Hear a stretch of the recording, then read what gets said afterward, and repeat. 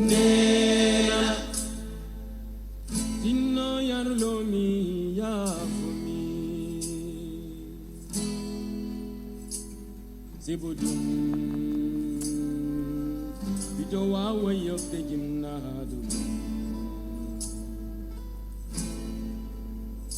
wayo babam tinno yarlomi yafumi zibudum bido wawa yofte jimnadu Yuma sawi bidole sijenai e balde Yuma jamma woni e moɗon musidɓe fulɓe heɗotoɓe radio Kabaruji radio yimi e mimami en gari ardande men programme meɗen hande mo ganduɗa ko jeetati e lewru mars e hitande ujunnaje ɗiɗi e sappo e jeeɗiɗi eɗen ciftoro wonde ñande jeetati mars e hitande kala teska ko ñalawma windere mo rewɓe ko ɗum ganduɗen heblude ɗo henne kono ko e yeeso woto hono yeeso aduna yankew e on saha eɗen nodda kadi seeremɓe meɗen sen gayni haalde kamɓene e nder ñalawma he ɓe tinno ɓe gaddane men to banggal l'islam to enen holko teskiɗen e ko wiyete ko teddugal debbo elle mataw enen en tongani ɗum e ñalawma tonguɗen ɗum ko e gurnam gila ɗo jomiraɗo wino wa isal mawudatu su'ilat bi ayyi zanbin utilat yoɓe ngal ɓe bismama kamɓe seereɓe ɓe ɗo noon eɗen gardina ɗo e yiyande aduna yankore yoɓe gaddana ɗumen ɗo e kikiɗe e yiyande diine yankore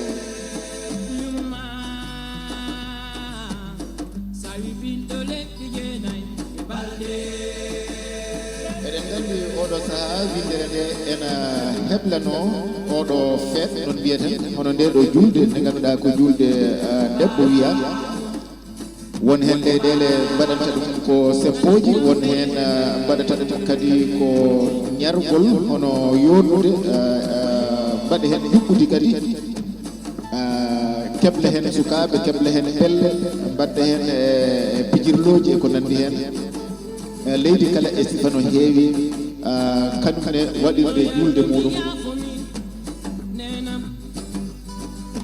kono noon kadi fof eɗen mbawi namdade koye men taw holko wiyete ko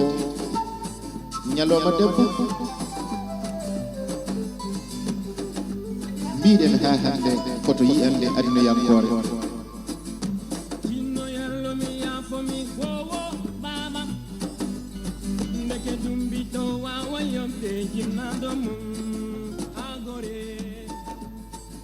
mbiɗen ñalawma windere walla mbiyen ñalawma windere en kew mo ganduɗa hoorema ko debbo hokka ɗum e yiyande aduna yankore mbiɗen teska ko e ñalawma jeetati lewru mars e hitande kala e on saaha gueɗe kewɗe e mbaɗe hen teske hen gila e gonka ha e ndendagu tawi noddete hen ko potal hakkude debbo e gorko won hen no mbiɗen ena yuɓɓine hen seppoji won hen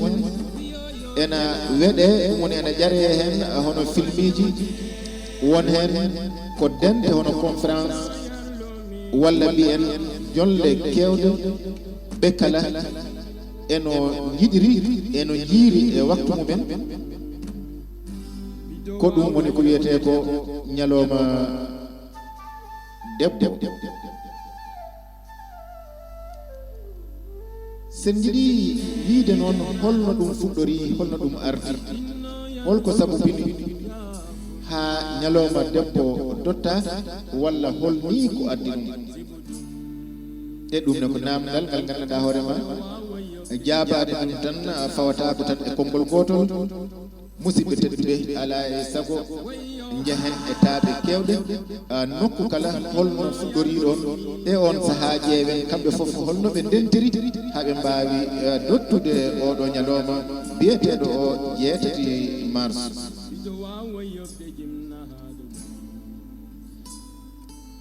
eɗen ciftora tan wonde e hitande 1998 sappo e joyo ujunere debbo ndentino ɓe mbaɗi seppo mawgo no feewi e wuro New York ɗum woni ko Amérique ngam ɗaɓɓude yoɓe kokke haqqe maɓɓe wonno on saha koto banggal woteji nde wonno tawi ɓe teskaka koɓe huule saka sawtowol maɓɓe jaɓe e sumgo hono lefi e nder gonɗon sempo ɓe kaali toɓɓere wonde e himmude wonde kamɓe rewɓe ɓe aɓe keewi eeruji hono waktuji golle eɓe pamɗi jobdi no feewi caggal nde ngoɗo seppo waɗi oolel mum notodiri e aduna o kala ko ɗon hono landa istiraki e hono landa ko ganduɗa hoore ma landa associalisme no paamirten walla landa ganduɗa hoore ma ndendagu walla ndentagu wona ndentagu ko ndendagu Amérique on saha ɓe dotti 28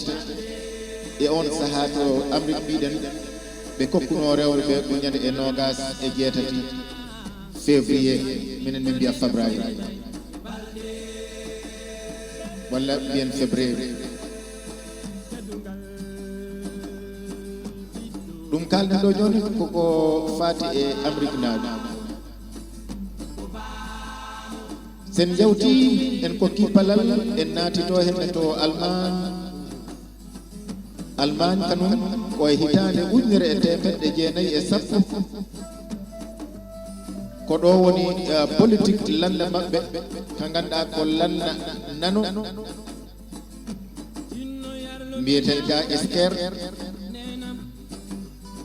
tawi noon koye tawi noon mbiɗen jiɗɗen wiide ɗo ko landa potal no landa potal e ndentago landa démocratie ɗum woni potal mo Allemagne sen dubbi feɗen mbiyen Clarisette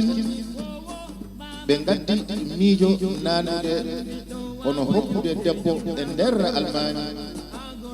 ñalawma mbiɗen ko e ndeɗo hitande 1910 ɓe kamɓe noon ɓe gaddi yiyande maɓɓe wonde dottude ñalawma kawranaɗo taw ko aduna o foof hawri ɗon ko ñalawma debbo ɗum ena ɗaɓɓi kala leydi rewɓe mumen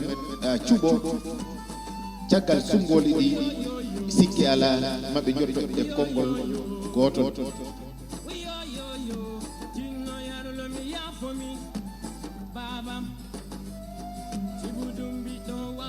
woni hen e nder dental hono mbiyen congrès rewɓe mo ganduɗa hoorema fodde temedere debbo ummorade e leyɗele 17 hono noɓe gaddirno yiyande maɓɓe aduna o nooti hen hono dental payodingal ko mbiyeten ko congrès daɗɗa yantodiri hen ko temedere debbo ummiɓe e nder leyɗele 17 ko ɗo bandiraɓe woni ɗo ɓe kawri kamɓe koye maɓɓe ɗum noon kaliten ɗo joni ari yettima e hitande 1910 miijo ngo arno 1910 kono ko ɗo hende e hitande 1910 woni koɓe mbawi dottude wonde aɓe kawrane nde rewɓe ɓe kokkete ñalawma mumen taw ko ñalawma teskiniɗo no fewi ɗo noon tawi kadi ko seppo wanno ɗo wiyete nokku biyeteɗo Nimsa Danemark Allemagne suisra ɗum wonno ko ñande 19 mars kamɓe ko ɗon ɓe joofino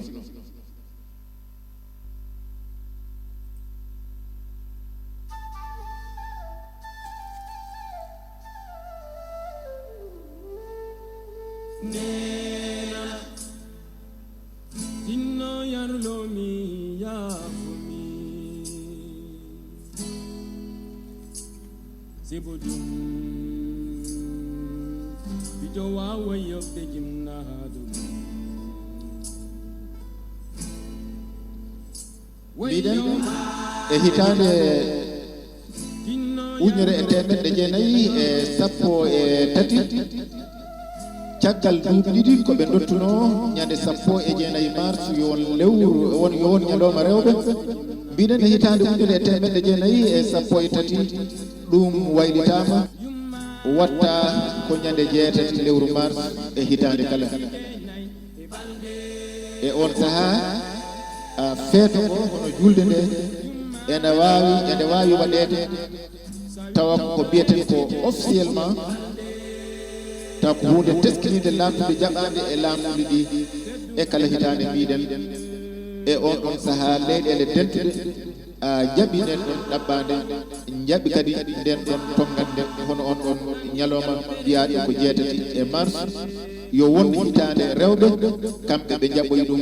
koye hitande ujunere e temedde jeenayyi e capanɗe jeeɗiɗi e joyi ko ɗo woni ɗo leyɗele dentude fofof kawrana wonde oɗo ñalowma o jaɓama yo wonan aduna o e kuuɓal ñalowma debbo e gila nden bandiraɓe ñalowma 6 mars e hitande kala ko ñalowma debbo e nder aduna o e kuuɓal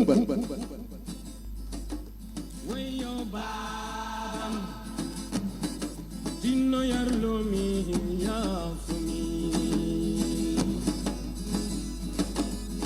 Sibudum Bido wawa yokte jimnahadum Yuma Sawi binto lepi jenay e balde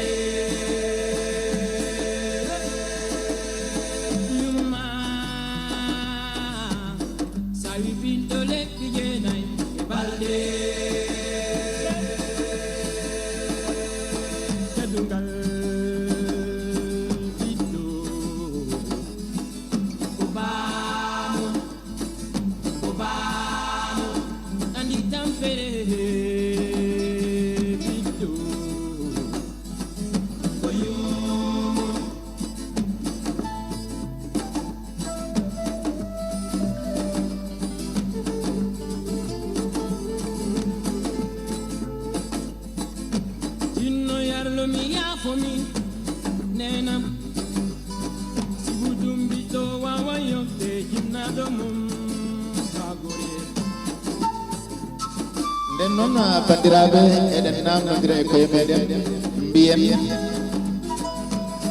caggal duuɓi temedere hono temedande mbiyeten duuɓi temedere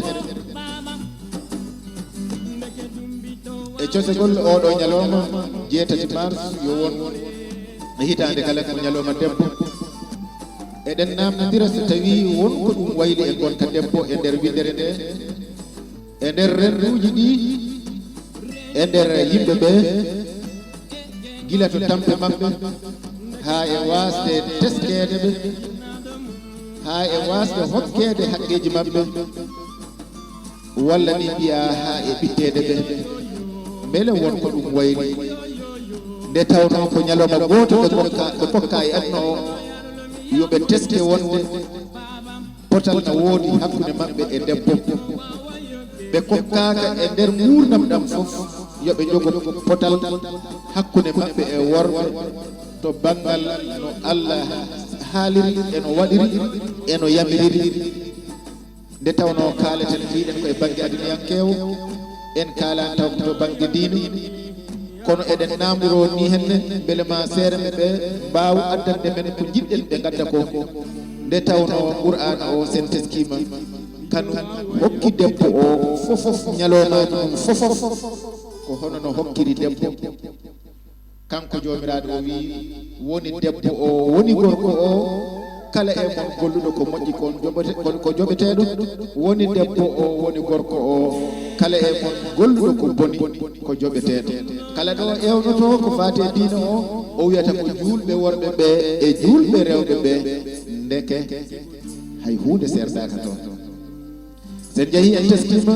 ha to wiyete to donu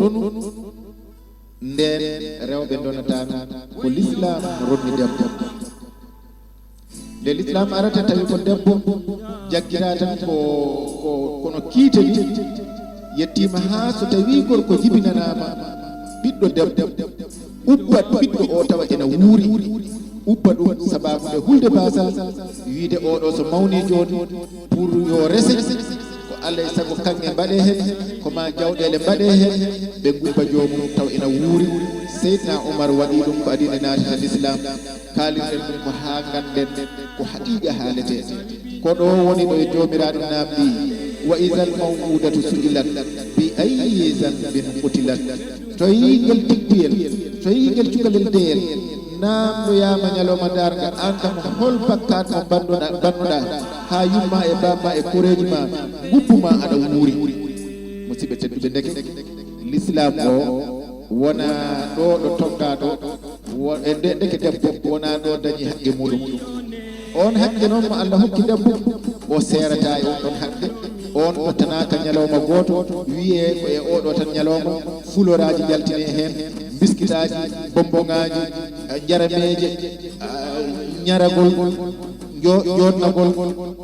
woykinade yurmikinade photoje filmiji so ñalawma o yawti te ɗum ni hawni hen elle ma taw ɗum waɗirte ñalawma o duttira ko ha yimɓe ɓe ɓeydade ruttude hakkillaji mumen e jasre debbo nde ɓe jogui e hakkillaji mabɓe sabu so ñalawma o yawti tan ɓe garta ɗo ɓuuri bonɗon ɗo ɓe bonnoɗo ɗum noon musidɓe tedduɓe ñawtoɗen koye meɗen namdikinoɗen e koye meɗen holko oɗo ñalawma o wayli hol mbayliku ko addi e gollodiral hakkude debbo e gorko debbo mo Allah teddinti hono no tedditiri gorko ni o waɗi ɗum ko cinɗodiɗo o waɗi ɗum ko lawdidiɗo o waɗi ɗum ko gondiɗo o waɗi ɗum ko yumma ko jibinowo ko nehowo ko jangguinowo en teskima ko debbo woni jangguinowo gadana firti ko debbo woni kalfinaɗo on dottanaka ñalawma nde neɗɗo goto ari namdima nulaɗo wimo caggal Allah nulaɗo mum holmo potmi teddinde nulaɗo wima ko yumma o namditi kadi nelaɗo wimo yumma o namditi kadi nelaɗo wimo yumma o namditi noon nelaɗo wimo e bamma musidɗo tedduɗo enen en ko kaani debbo ñalawma goto saka wona e nder waktu goto saka wona e nder jonde wotere ɗum noon seremɓe bismama yoɓe gar hen hande nde ko adina ñalawma o yawtidi yoɓe gaddu hen ko yaawi ko yaaci windande mabɓe mbatten ɗo henne ha yimɓe ganda holko wiyete ko ñalawma rewɓe ɗum noon rewɓe fulɓe men ɓamti arara e moɗon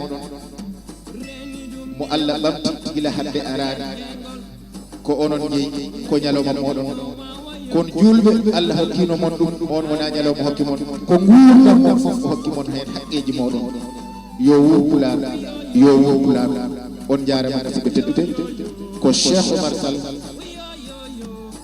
arnoɗo hande gam mi yewtide e moɗon e softinde on e siftinde mon ko wiyete ko ñalawma rewɓe e dottugol noon mbiɗen to banggue aduna yankore eɗen keeɗi noon ko faati e serɓe men ɓe gadda hen haqqillaji mabɓe e miijoji mabɓe on jarama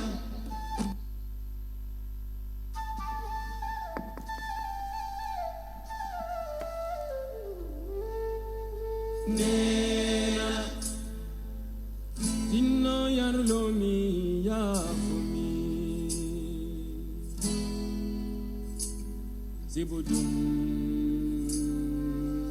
Bijowa way of the gymnadum